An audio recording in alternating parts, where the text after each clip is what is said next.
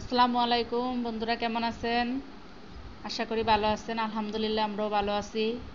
বন্ধুরা, আজকে আমি একটা নতুন রেসিপি নিয়ে আসলাম আপনাদের কাছে, টক জালের আমের আচার।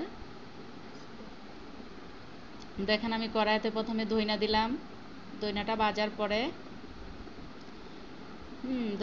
পরে আমি যে জিরা দিলাম, জিরাটা একটু টেলে তারপরে পাঁচফোড়ন দেব, দিয়ে একসাথে আমি ভেজে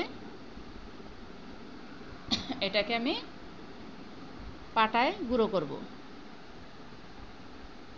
এই যে আমটা দেখতেছেন, এই আমটা আমি গতকাল কেটে লবণ মাখিয়ে রাখছিলাম, যাতে লবণটা ভিতরে ঢুকে। লবণটা ভিতরে ঢুকলে খেতে আচারটা খুব মজা লাগে, তাই আমি এই কাজ করেছি।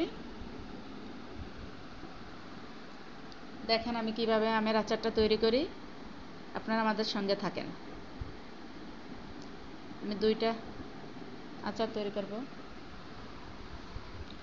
এই যে আমটা দেখতেছেন, এটা দিয়ে আমি মিষ্টি আচার তৈরি করব। দেখেন আমি, বন্ধুরা,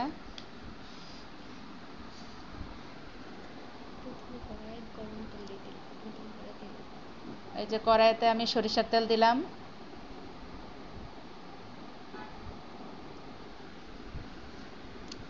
সরিষার তেল দেওয়ার পরে আমি কিছু রসুন ছেঁচে রাখছি, সেই রসুনটা দিয়ে দিচ্ছি।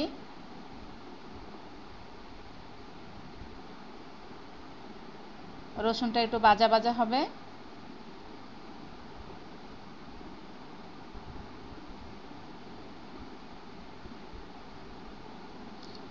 এই ফাঁকে আমি একটু গুঁড়াটা করে নিচ্ছি। শিলপাটায় গুঁড়াটা করতেছি, আমি কোনো ব্লেন্ডার ইউজ করি নাই।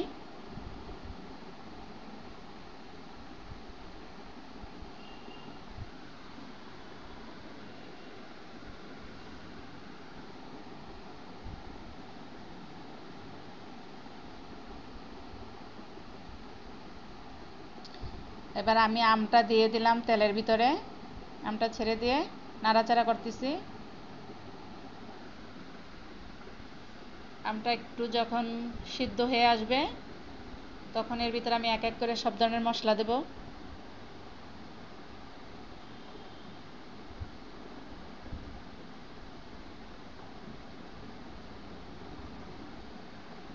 এখন আমি এতে জালের গুঁড়া দিচ্ছি, শুকনা জালের গুঁড়া, এবং হলুদের গুঁড়া দেব।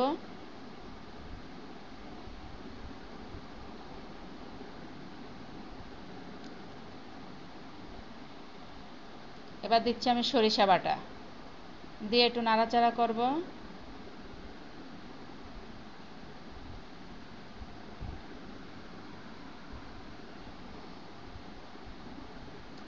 আমটা আস্তে আস্তে সিদ্ধ হচ্ছে।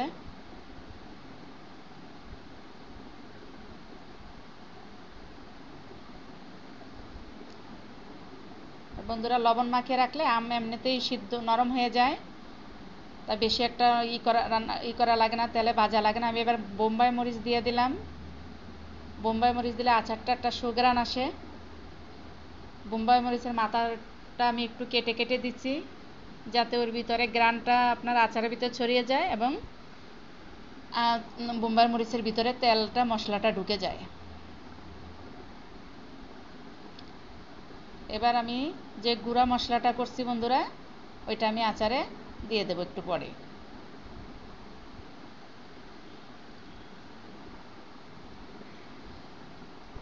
বন্ধুরা, এবার আমি গুঁড়া মশলাটা দিয়ে দিচ্ছি। এই যে দেখেন, আমি এটা দইনের গুঁড়া, জিরা এবং পাঁচফোড়ন একসাথে ভেজে গুঁড়া করছি।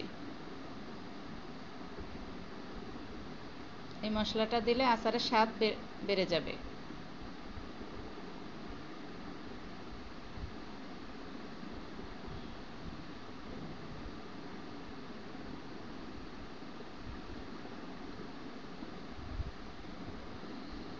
বন্ধুরা দেখেন, আমার আচারের কালারটা কত সুন্দর হচ্ছে আস্তে আস্তে।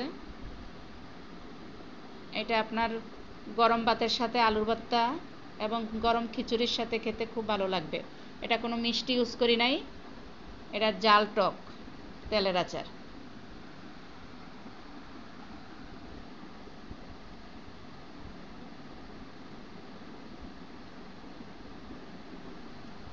ভিডিওটা ভালো লাগলে একটা লাইক দিবেন এবং আমার দেখেন চ্যানেলটাকে সাবস্ক্রাইব করবেন।